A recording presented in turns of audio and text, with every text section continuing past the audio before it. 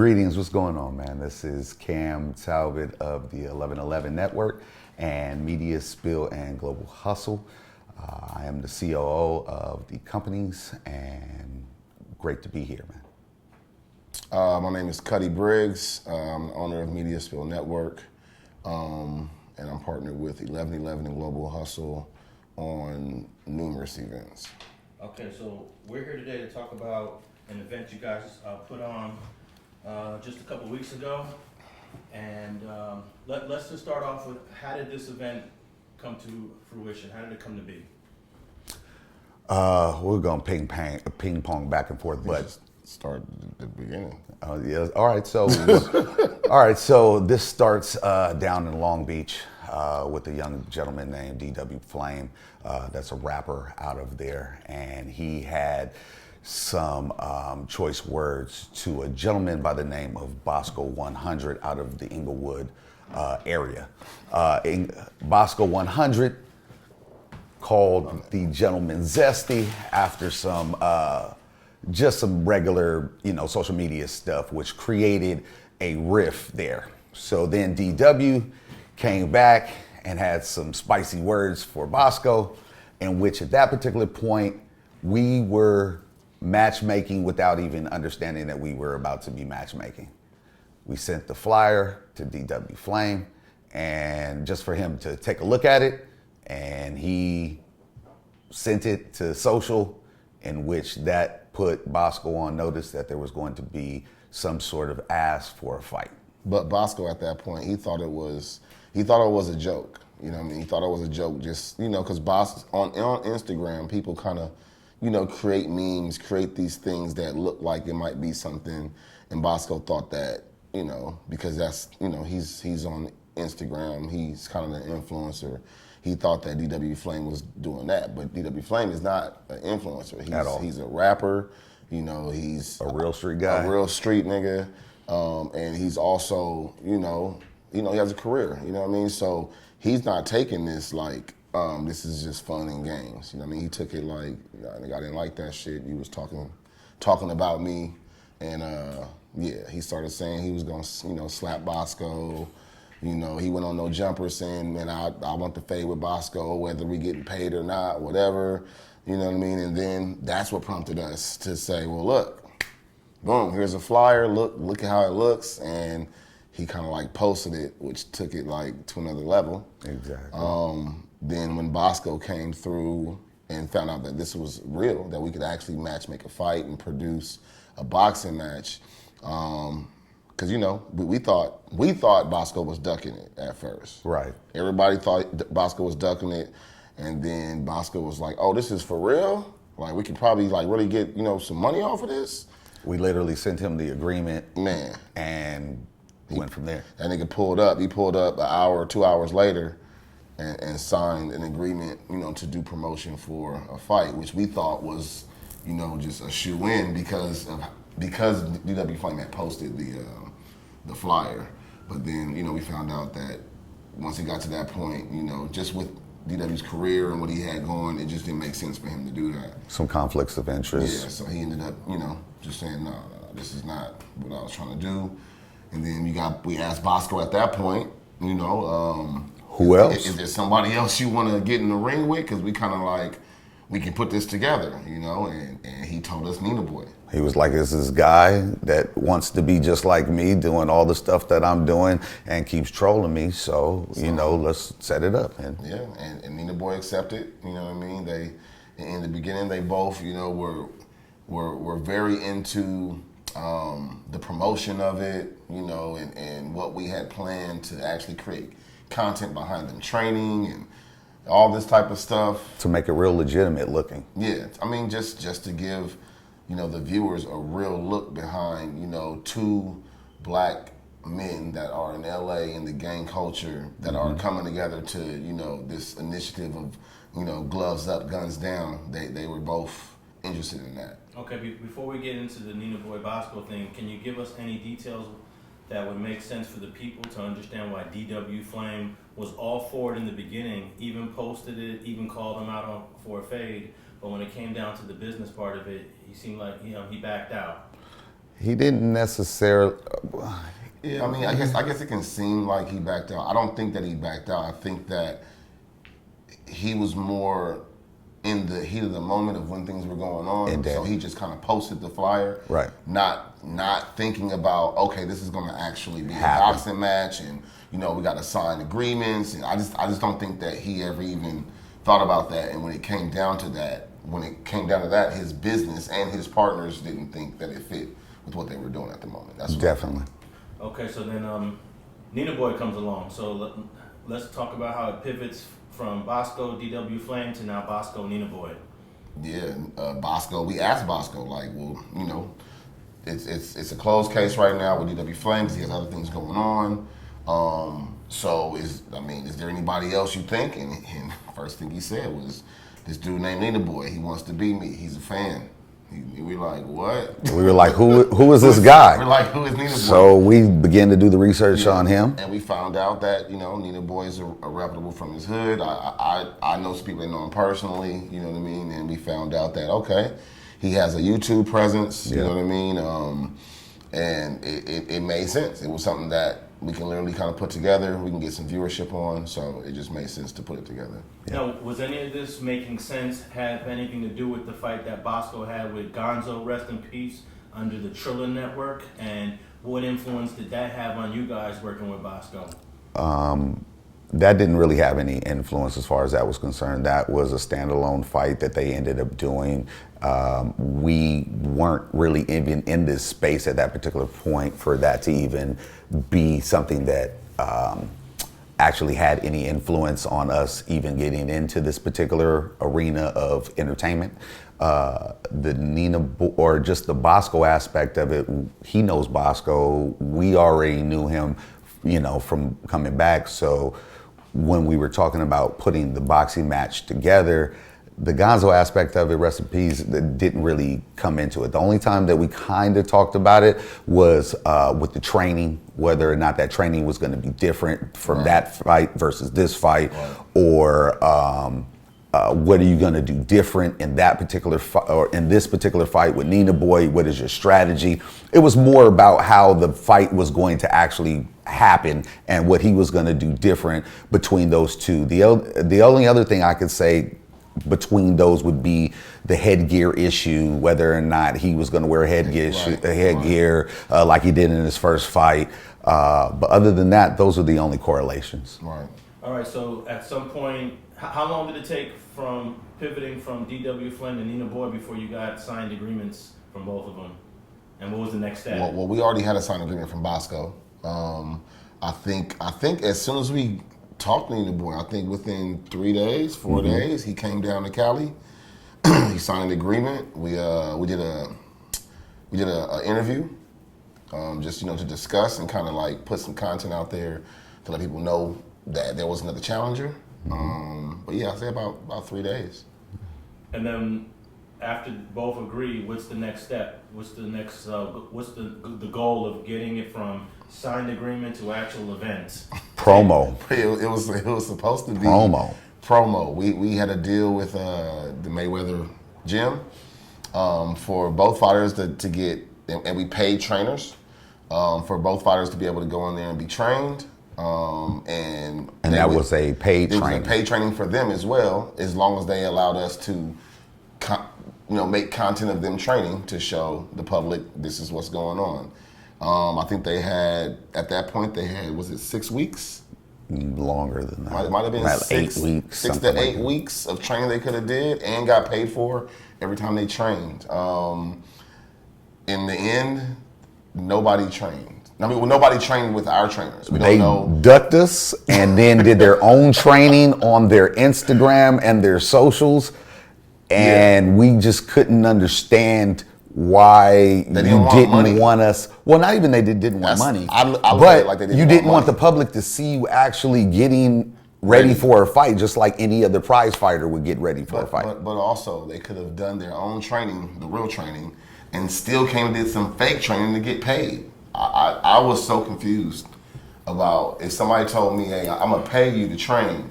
Just go to the gym, and a camera will be on you, and we might ask you a couple of questions. And we're going to pay you. I I would have took that. I mean, that's just me though. Okay, so they by them not training with your trainers, they missed out on money that they could have earned for the fight. Correct. Indeed. Okay, and can you talk about some dollar amounts? How much per training? How much time? How much session per each training has to be? What kind of agreements do you have in terms of how they get paid for training? Okay, no doubt. So the training sessions were 150 a training session per guy, and we didn't stipulate how long the training session had to be or where it had to be. Just show a trainer, show some of this stuff, let us put some cameras around you so that we could build this narrative. I mean, you know, you have stuff on HBO, Showtime that shows this leading up to the fight. This is part of us building the narrative so that people want to come and see your fight. People want to come and see the actual fight aspect and the entertainment aspect of it. So that's why that was put in place. So if they showed up and trained for 15 minutes, they'd still be entitled to that $150 since you guys didn't stipulate a duration per training? Basically, yeah. Yeah, pretty much. Pretty much. I mean, at the end of the day, they danced around the ring for 5 minutes and never threw any real punches and still came out with money. Right. So they said they do it anyway for free if it was in the streets, and they ended up getting paid to literally you know, just tactically just move from side to side.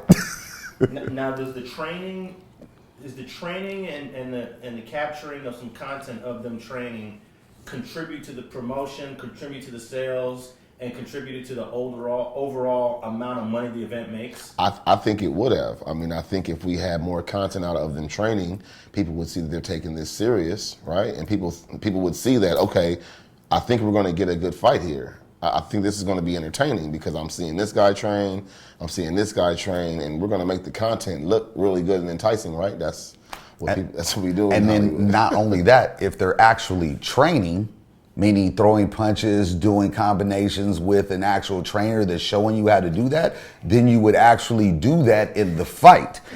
It would teach you, if you did not know how to box or to actually, you know, get into a boxing match, what to expect. And then the people would see, hey, these guys are actually throwing some punches. Like, you know, not to be off subject, but when I go to Blueface's page, I see him actually throwing punches in a ring with a trainer. He's doing some combinations. So even if he gets into a match with anybody, he's going to throw some punches that are going to connect. Right. And that leads to people wanting to watch the show.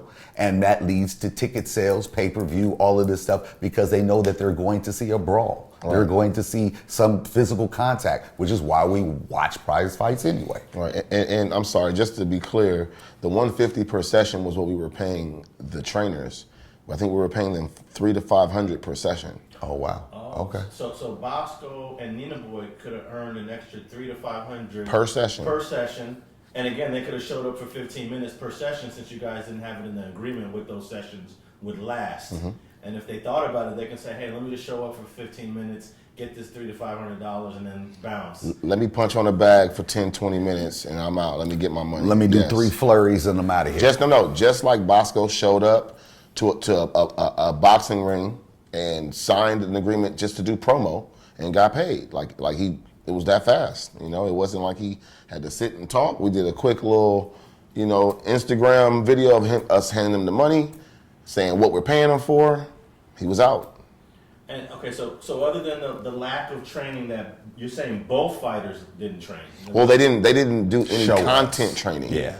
So I mean, they train in their own ways, but instead of using us as a tool to generate, you know, an audience for their fight and to make money, they decided to do something else. So did they both not do any of the type of training that you guys wanted them to do for the content creation? Correct. So they're equally to blame for the lack of content training? Correct. Okay. What else would you say that they didn't do that could have maybe promoted the whole event other than the training? Overall, like all of the promo stuff that we set up to set up the narrative to get it to where it was at, for the most part, the only thing that was lacking was the training content, correct. because they showed up for interviews, they showed up for the podcast stuff that we did, they showed up for the press conference that we had. They equally did promo on their own pages and on their own during that particular time that was specifically dedicated to the fight itself. Yeah. So that aspect of it, they did a good job as far as that was concerned. Right. Okay. So let's go to the night of the fight. It appeared that Nina Boy started ranting about money like moments before he's supposed to fight. In fact, actually after, because he showed up late. So let's fast forward to the day of the fight and what was all this commotion Hold about? on. Well, I gotta say, Cap, let's talk about a day or two before the fight. Right. Right. Now we had already plans on him coming out. Right. You know, maybe doing some promo.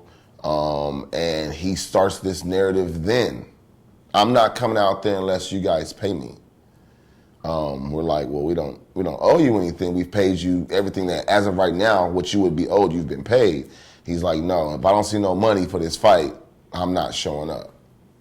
So at that time, I'm pretty sure we paid him some money for him to come from where he lives to Los Angeles. Mind you, we were flying him back and forth as far as where he was at to just do the promo here in LA. Yeah, paying for flights too. Yeah. So then he got here, and then the day of the fight, like you say, Boskoe came in early. Was ready to go. You know, went in his dressing room, got ready. We still no Nina Boy. And he was saying, yeah, for me to show up, you need to give me this, give me that. Okay.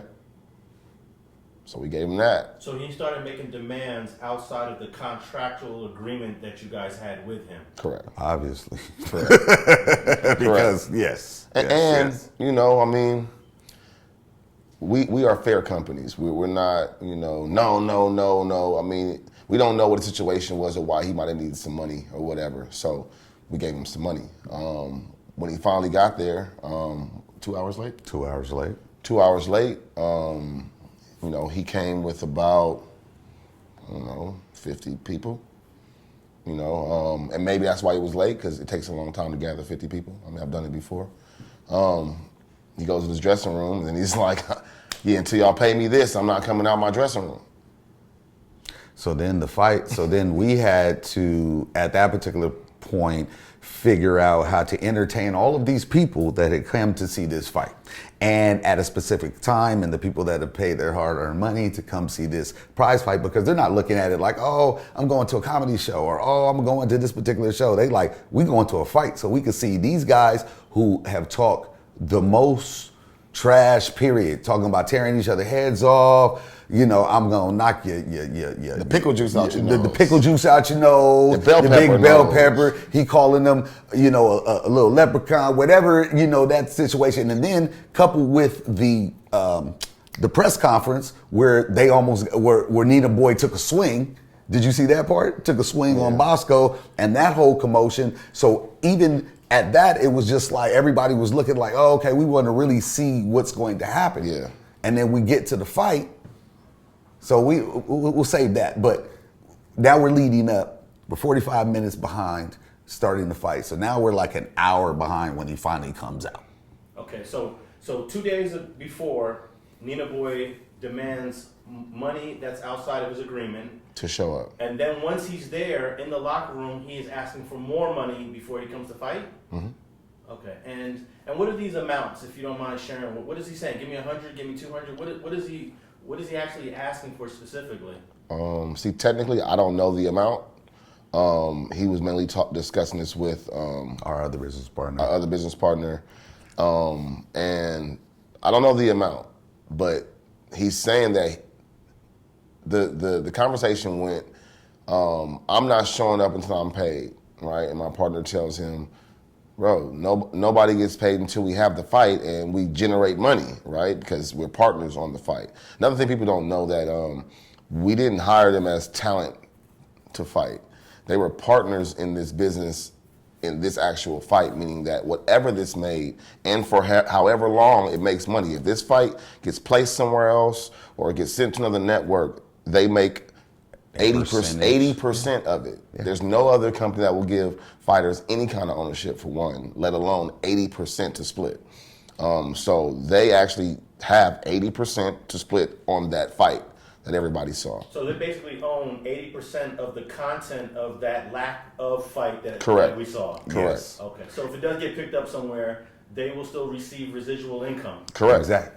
And if they would have really understood that aspect of it, because we, as a black company and as black men, we want to empower people with ownership, period, because that's not something that was ever afforded to us. Right. So that's why we even talked about that actual portion of the partnership. So they're not paid talent, they're our partners, essentially. So if pay-per-view goes crazy and we get 1,000 pay-per-view or 2,000 pay-per-view, 100,000, now you're sitting on millions of dollars, right? And not only that, then we're talking second runs, we're talking the rematch, we're talking about all these other things that would have generated the bag, as they say. The real bag.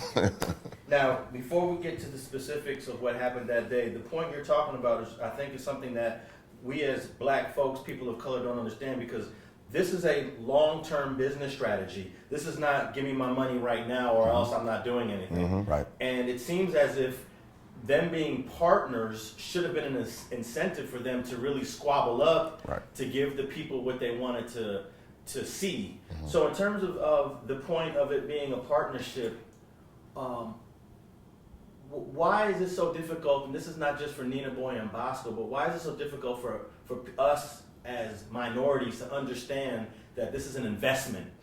I would say because most people are looking at what other people are doing. Most people are attracted to the shiny object rather than actually thinking. And sometimes, because I would say they both understood that initially. I think that just with the hype and everything, they kind of just got caught up, honestly. Because they both understood that, you know, this is ownership, this can make money for our kids. I've heard both of them say this in different interviews or when we're talking to them. So I think just once they got close to the fight and the people around them don't understand that, they're like, well, how much did you get paid? You know, people are, you know, so I think it has a lot to do with that. I don't think that, you know, us as a people, we miss it. I think we get caught up and get lost in the sauce sometimes. So what is a lesson here on that point for future people that want to fight, for people who are watching this that perhaps might jump in the ring one day? What is the biggest lesson in terms of this point for them to understand? I would say that if you're getting paid as a talent, you know, that's one thing, you know, but that just know that you're just getting paid one time, and whoever's producing this or whoever owns this piece of content, they can make as much money and forever off of just your talent that one day that you got paid that one day. If somebody's offering you ownership and it makes sense and it's something that you believe in, you should always take ownership. It's like owning a home. It's like somebody saying, hey, I want to give you this home to own, and you're saying, nah, I'd rather just pay you rent forever. You know, I just want to live here month to month, so when I want to leave, I can just leave. And, you know, but when you leave, you have nothing.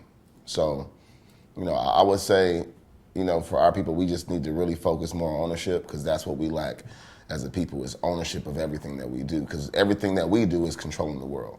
Okay, so now Nina Boy is demanding more money. Another business partner is negotiating with Nina Boy and is satisfying whatever requests that he's making. Indeed. I mean, as you can see in the fact that he did come out, he did get in the ring, he did show up to the place, like, you can see that, because he was adamant about, I'm not doing this unless I get my money, right? So he got his money. That's why he proceeded to get into the ring. Now, I know you guys weren't part of the conversation, but if it was me, I would say, I'm thinking the conversation probably started off with, hey, Nina Boy, you signed the agreement. You're bound to make more money after this fight is, depending on how you perform. So stop tripping and get in the ring and fight. I would say yes and no. I would say that yes, that happened, but then it was more like, okay, let's just get this done. So what is it that you need so that we can get you out right now, because we have a venue full of people and they're here to watch you fight. I want to say I was on the phone for a couple of these conversations, especially the day before, and his answer was, I don't give a fuck about none of that. I want my money. That's what Nina Boy's answer was. Bro, I don't give a fuck about none of that. That's not how I'm working. So at that time, he didn't care about whatever the agreement was. all he cared about was, you need to pay me something. And during this whole time, it sounds like, and correct me if I'm wrong, you weren't getting any complaints from the Boskoe camp. No. No. Boskoe was definitely, a pleasure to work with. I can't say that. It was surprisingly that, how professional he was. Oh, the whole way through? Through the whole way. I mean, there was a couple of instances where he had some questions, so he just asked questions, but it was never nothing like with the Nina Boy situation. Okay. So then eventually, can you tell us, or you don't know the amounts, but eventually he came out to fight. Mm-hmm. It would seem to me that with all that the drama that he as a fighter is going through in terms of asking for money, he's getting himself out of the fight mentally at the same time. Mm-hmm. Meaning that it might have an impact on his performance because he's worrying about one thing when he should be focusing on another thing. Right. Yeah. I mean, I believe so. I believe, that's what I said, I believe the day of it was just a lot, and everybody, and people kind of got lost what the main objective was, Which was to fight. Which was to make a good performance, because this is something that everybody can create a bag off of. Okay, so how were you guys feeling after the fight started? Tell us about how many rounds they agreed to, how many minutes per round. Take me through those details. All right, so it was 5 rounds, 1 minute rounds, right? So, and then I'm not to cut you off, but we only did 1 minute rounds because we figured that they would get tired fast. Yeah. We figured that they would come out swinging.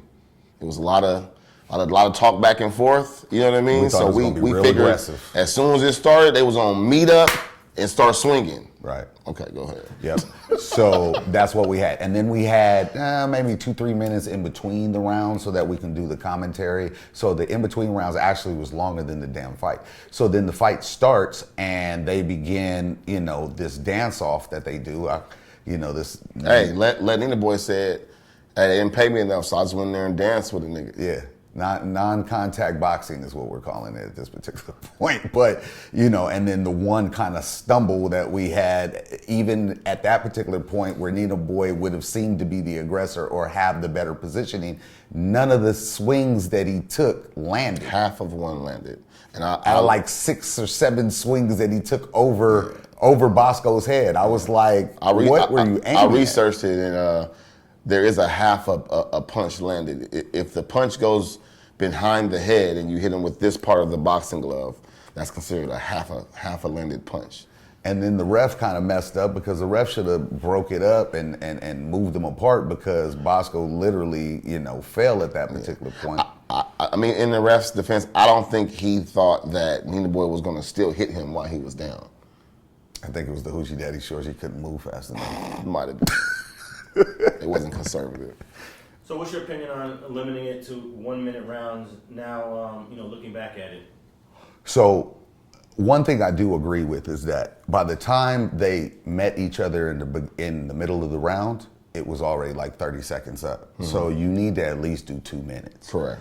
Really, 3 minutes would be like ideal, and maybe 3 rounds as opposed to 5. But 1 minute was definitely too fast for what they could comprehend. How the style of fighting they chose to go in there with, it just didn't work with 1 minute. Because think about it, if we have 3 minute rounds and our 2 fighters come out swinging from the ding ding, by the second minute they're not going to be swinging, they're going to be hugging. Right. So it's like, I guess 2 minute rounds would be good, you know what I mean? But it's still, I think we just need to get, fighters that want to fight. Right. So what's your overall grade of the fight based on their performance? The performance or the fight or the promo or the lead up or just the fight? Just the fight. How do you grade the fight?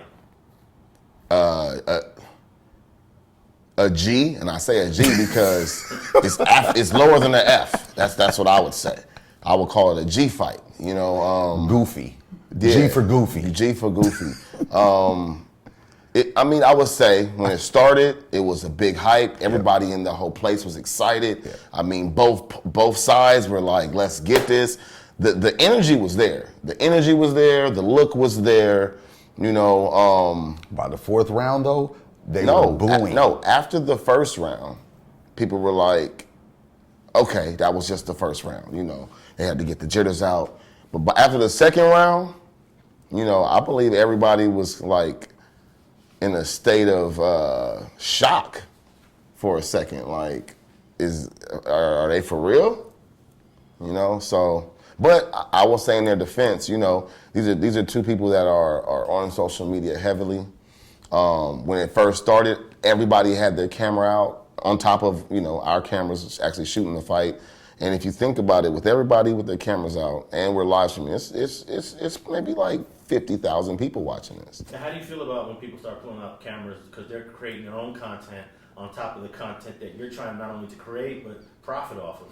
I mean, we're not really worried about that in a sense. I mean, we want people to pull their cameras out, you know, shoot some of the fight, post it up. I mean, that's advertisement is everything, and that's just another form of it. And one thing that it did do is that I won't say we're trending per se, but at that particular time, you got to think the only thing we were going up against was the BET Awards. So it was us and the BET Awards that everybody was watching at that particular time. So I think that the cameras being out, the additional eyeballs only led to us having more visibility as far as this fight was concerned. We would have loved to, you know, deliver maybe a different outcome as far as that was concerned. But the people that watched what was happening with the performances, and, you know, we had the different celebrity judges that were there for the culture. People got that portion of the entertainment. Right. Now, was this event tied into a Zab Judah event? Can you explain that? No, it wasn't. I think we attempted to do that, but both parties, Nina Boy and Boskoe, felt like they were the draw. They didn't need to be put on a card with the Zab Judah fights.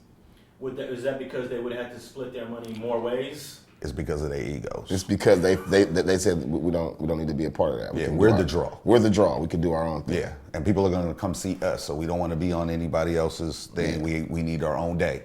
So we did the Zab Judah fight, which was orchestrated by Kutty and our other partner Lex with Nick, and that particular fight I wasn't there, unfortunately, but that fight looked amazing. Yeah. Every fighter, they had 10 fights. Every fighter came out and beat the brakes off of the person that lost. That fight Girls, nice. 13-year-old little kids. Yeah. Maybe somebody's uncle. Like, it was all demographics. Yeah. So they didn't want to be a part of 10 different fights. They didn't want to be the 11th fight. Is that what it was? I think they just didn't want to they didn't want their fight to be mixed with a Zab Judah fight. Because I think it would have looked like they needed to be a part of that to have a draw. Right. I think they felt like, no, we're enough of a draw. We don't need to add our fight to that card. But in hindsight, I think that if they would have been on that card, it would have been a better fight because they would have saw other people fight before them, and they wouldn't have gotten in the ring and not touched each other when everybody else is fighting out here. Okay, now how do you grade the overall event from a business perspective in terms of putting something on for the public? I mean, if you don't count the fight, I think it was a success. It was an A plus. I mean, the look of the fight was good. The location was good. If Nina Boy was on time, we would have started on time. The people were there. Mm-hmm. You know, drinks were being sold. Like, everything when it comes to the business aspect was moving how it needed to move. And an additional portion of our success would be actually putting this fight on. Nothing happened. No violence, no people rowdy in the venue, no set tripping or anybody doing anything at all. We were able to do exactly what we set out to do, which was to resolve a possibly violent situation in the ring, put on a good event, and everybody go home safely. Yeah, I mean, it was Bloods and there was Crips in there, and they was all having fun, and they all left. I mean, even though the fight wasn't good, they still all left pretty much happy. You know, as he said, nobody thinks we can put, in LA Bloods and Crips together and it's going to be a good time. And everybody had a good time. Now, even though there was a lack of performance by Boskoe and Nina Boy, is there still any value in that content for the long term, or is it pretty much a wrap? I don't know, man. I've been searching, through Guinness Book of World Records, man, trying to see if we can get a record like for the least amount of punches thrown and least amount of punches landed or something. But I don't know.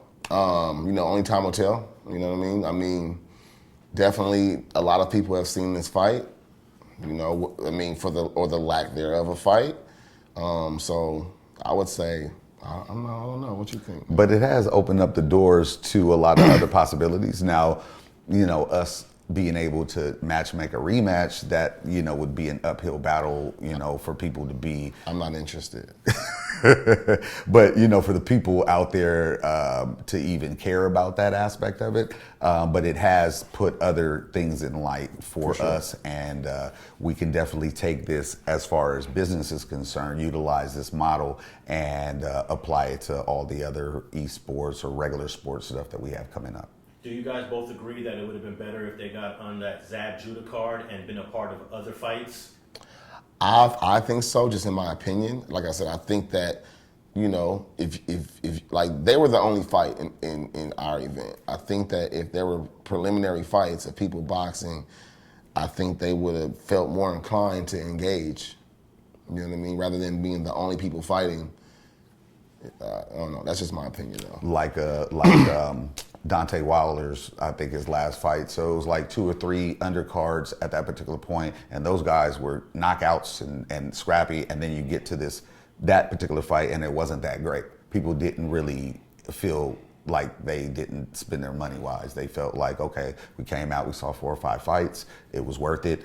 Ours was a little bit different because, like you said, we were the only fight. So, you know, from that particular perspective, you know, the Zab Judah thing would have been way bigger. Plus, it was a lot more hype around it. People know Zab, you know. Jadakiss was there. Faith Evans popped up. Yeah. You know, the Bishop Magic Don Juan was there. It was just more of a star-studded event. Would Boskoe and Nina Boy been able to still own 80% of their fight, even though they'd be joined in on another event with Zab Judah? I believe so, because we handle the pay-per-view and the streaming. So kind of like we could have structured it that way, I'm sure. And I guess this idea came up after they signed their agreement, so they couldn't be forced to. Correct. Right. Correct. Okay. And when you structure your contract, do you put anything in there like that we, as the fight promoters, can place your fight wherever we want to place it, considering that all the other parts of the contract will still be fulfilled? I don't think so. I don't think so, and that's because, like I said, we're not technically in the fight business. You know what I mean? And this literally was our first fight. Yeah, like 1111 is a streaming company, digital marketing and distribution company. Media Spill is a network and a production company. So we technically didn't even think about putting it in a clause in there where we would say we can put it wherever we want to put it. As we did this narrative, and because the promo that we put together as companies was so good around this, just a lot of opportunities opened up, and a lot of people reached out to us. Our partners are very good at meeting different people within the genres of the entertainment that we go to shoot. So the Zab Judah situation came to us by way of a nice publicist named Sassy. Yeah. And she match-made us with Zab, and then they took it from there, which created that relationship. But from creating that relationship, it would have made we could have made that fight better. But no, before we got to that point, there was nobody asking for these fights. There was nobody really doing these things. Think about it. Like the Gonzo fight was one fight last year, and we have like and I'm talking about from an influencer perspective. So then we have like the Jake Paul type of situation. And now after we did what we've done over the last 6 months, we see a bunch of stuff popping up, but it wasn't there for us beforehand. All right, well, let's talk about this Nina Boy complaining post-fight now. He received a lot of backlash from people for his lack of fighting. He went to his YouTube channel and complained that he didn't get paid. And I'm looking at some receipts where it looks like he got paid north of $2,000, perhaps $3,000. Can we go into the specifics of what he paid, what he got paid, and maybe what he would have made in the future if this fight was something that could be reused? So you answer that. I just want to say this before you answer Go that. ahead. I just want to go off of what he said on his YouTube, right? First he said he didn't get paid. Then he said he only got paid $280. Then he said the $2,000 that he got paid he won't see until a certain time. he said a lot of the money that he got paid in his own YouTube. But you can go ahead and explain the specifics of it. I didn't even think about it like that. Like, yeah, he actually did give you guys the denomination. So he got paid for various things. He got paid for the upfront signing, for the signing, promo. He got paid for promo. He got paid for the interviews. Now, understand, we flew him out here to our studio. Free, we didn't, incur any costs as far as cameramen or whatever hourly we would have had to pay type of situation. And we paid him to be there on several different situations as far as that was concerned. And then also on the back end, you have the ticket sales and then whatever the pay-per-view split that he actually had. So, we looked at some of the stuff before this started and he got, a little bit over $6,000 for this fight. Now, future-wise, if this would have been an actual fight that people would have wanted to re-air, the rematch clause, if that fight would have been good as far as that was concerned, if they would have done all the training stuff so that we could have had that, we could have done several things. We could have took this fight afterwards, recut it up, added some of all of that behind the scenes stuff, made a nice little piece that they can go off and sell. That can be whatever we end up selling it for. With the training involved and all that stuff. All of that, right? And then if the pay-per-view numbers were higher because they spent more time trying to get people to actually tune in versus, milking what 15 minutes of whatever it was going to be. And then that becomes more money that you can make at the pay-per-view clip, right? And then also outside of that, people actually physically coming to the actual fight, they could have made more money off of that. And then after we were done, just the fight in and of itself, just a straight shot without any editing, they could have sold that to secondary markets. An Amazon could have picked it up. HBO could have picked it up. Definitely potential. Definitely potential for bags. And this is what we do all day: is place those different type of things as a digital media company, right? Between all of us, and these are the things that we have the reach to be able to do between us and the partners and the affiliates that we have. And it would have been able for them to, like they said early on, been able to utilize this for the kids to eat and those kids to eat, because everybody knows that residual income is the absolute best situation in an entertainment situation. Right. And then I actually have some receipts just on Nina Boy's side. We paid him $1,000 cash for promo per the contract. It was 2 interviews that was in the contract for that $1,000. He was paid $150 3 times as a commission. May 5th, he was paid $342.69 for, I guess, working between May 5th and May 8th. He was also paid $412.90 between May 6th and May 8th. Friday, May 13th, he was paid $301.98. And I believe these are the times where he's saying, I'm not moving unless you pay money. I'm not doing this unless you pay money. June 21st, he was paid $600 via PayPal. He came through for an interview on June 24th. He was paid $700 for that. Came through for another interview on June 28th. He was paid $700 for that. And then he also was paid $2,038 from the ticket sales. And do we have a total? Is that the 6,000 plus total? That will be the close to 5,000 to 6,000 that he got paid total. And had you and he could have got paid more if he just trained, right? Stuff like that. So we figure, like, let's just say 5 to 8 training sessions. Add that. That's like it's almost 10 bands. Yeah. Total. Okay. So I think for some people that are on social media as mid-level influencers, this would be a pretty good payday for them. I mean, if they're now this also includes owning 40% of the content as a businessman. So it's like, if you're looking at it from the aspect of a Jake Paul fight or something where somebody's getting paid up front, $40,000, $50,000 just to fight. Yeah, they're getting $50 up front, but they don't own anything. So when this fight, which people kind of for some reason lose track of. When this fight that Jake Paul does ends up making $8 million, right?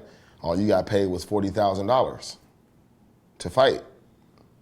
So, you know, I mean, I think that this is a better deal to have ownership, but you just have to make sure you entertain.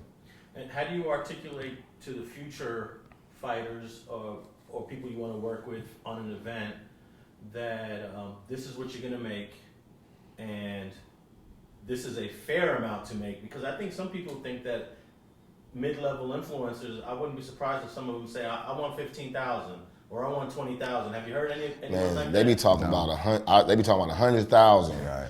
80,000, and they don't know that boxers who actually box, right? Amateur boxers that want to go pro don't get paid, and if they do get paid, it's like $200-300. Right. That's like the scale of most boxers. So these are people who have never boxed in the ring, don't have a following of people watching them box in the ring, demanding $50,000 to $100,000 when they don't even have a draw.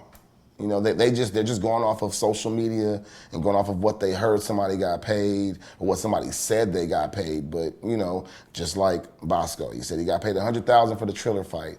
All we asked was to produce some paperwork that shows that. We haven't seen any paperwork. Not saying he didn't get paid it, but he hasn't showed us any paperwork that says that he got paid $100,000. Yeah, and I guess that type of talk kind of messes it up for you to influence other people what a realistic amount of money looks like to get paid when he's saying something that is not verifiable.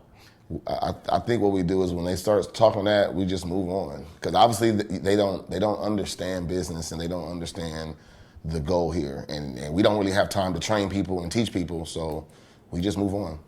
I think a good way to look at it is a lot of these guys who rap and they do shows. How much would you get paid for a show when you're working at this club? You might get paid $500 for a night. You might get paid $1,000. If you become bigger, you might get $5,000. Depends on if your you're draw. On the Nipsey Hustle level, you might get 10, 15, 20 a night. Yes. And there's a scale to this. Of course. And I don't think a lot of people understand that. No. And then at the end of the day, like, the amount of attention that we garnered for Nina Boy is probably invaluable for him. Oh no, he won for sure. Yeah, you know, and he said it too. I know who he is now. He said, "Thank you, Boskoe, for kicking the door open. Thank you." You know what I mean? And honestly, like, wasn't on our radar before this thing happened, and now everybody, at some point was talking. I think we have another challenger for him, don't we? Oh, we do. I think somebody hit us up. They want to challenge Nina Boy. 50,000?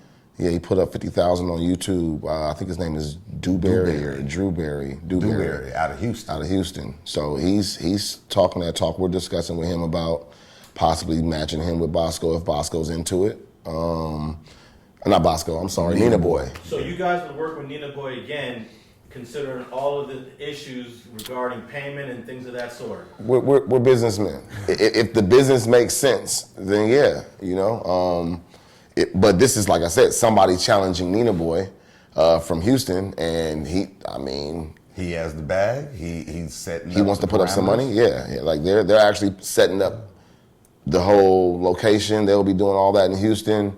We just have to see if Nina Boy's into it. And the way he's talking how Nina Boy was talking about Boskoe. So it sounds like he has the animosity. So we're expecting him to come in swinging, right?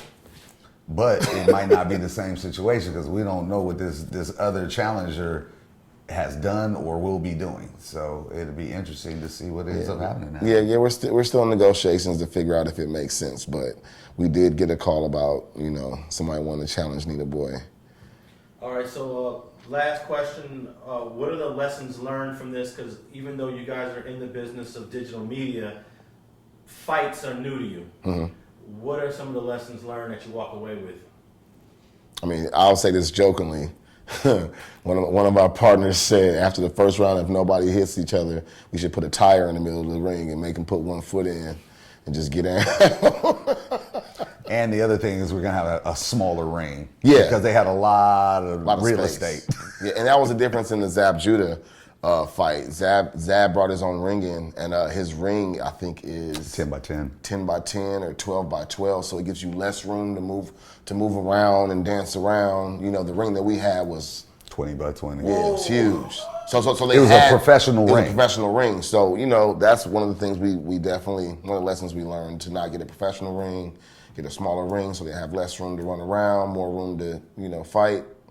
I also believe that a lesson that we learned, If they don't train, then we just need to move on. we need to move on. Like if they don't stick to the training schedule where we can shoot the content and all that, then, you know, we just won't have a fight. Because at the end of the day, we're a content company that wants to distribute a good product and market a good product. So we need something that we could then take, repurpose, and sell, or sell as is. So we want to make sure that the entertainment is there for the consumer. Yep. Okay, other than Duberry, Nina Boy, potential future fight, what are some other projects that we could expect from you guys in the near future? What?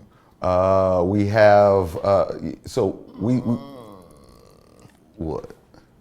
Well, we could talk about some things, but we can't say like. Oh, I was going to talk about global music okay. fest. All right. So we have, we got some we have shit some coming things that are coming up that, you know, we can't actually mention, but the things that we do, or properties that we do have, we have a couple of comedy brands that we work with, Crack 'em Up Comedy. We have the Global Music Fest that we do. That's a Coachella style awards show, television shoot that we bring indie artists locally, and we're going to be expanding throughout the country with the next few iterations that we have. We have some political initiatives that we have that are happening, that we're working with both LA County and Inglewood, in which we will be, utilizing our services and products. And then as a conglomerate, all three of our companies will be doing some company-wide branding so that people can begin to step into our particular metaverse. And we also have an online radio platform for all music people that do music, to submit the music, and it's actually a platform that pays out royalties just like the regular radio. So, you know, we have a way for artists that create music to start their music making money and generating income as well. Spill Radio. Okay. Lastly, I like the way you guys linked up with the Clubhouse Sleepless in LA. They worked on some of the promotion. I like some of those interviews that you had with Rocky and Erica. You also used, I guess, Sleepless in LA to do some of the fight commentary as well. Indeed. How'd you link up with the Sleepless in LA Clubhouse group? So Deja, who is one of the principal people within Sleepless in LA, is good friends with our business partner. She does music and some other things, and in those conversations, it came out that he felt that putting their room or their clubhouse room around this particular promotion would be a great idea. So then he brought them together with us. We began to set up interviews and or promo around it, creating this kind of vibe where we have this brick and mortar at our compound that we have currently right now, our recording studio, and on the Clubhouse, in the Clubhouse arena. I think it's the first time ever Clubhouse was visual and live where you can see it, because they have, you know, them sitting there on the podcast, but we also have the Clubhouse room a part of the actual podcast. So I think that was the first time that's ever been done. And we're continuing to work with Sleepless in LA, so look for more collaborations with that on ongoing projects that we have going on also. And they're their own show, for sure. Yeah. All right. I want to appreciate you guys coming down and I guess setting the record straight on Nina Boy. Just telling the facts, man. That's all. Just speaking the facts. No cap. Yeah. All right. Well, thank you, Kutty and Cam, for coming to the StreetTV headquarters and telling your story. Appreciate it. We appreciate man. you having us, boss. Yeah, thank you you very much. Blessings.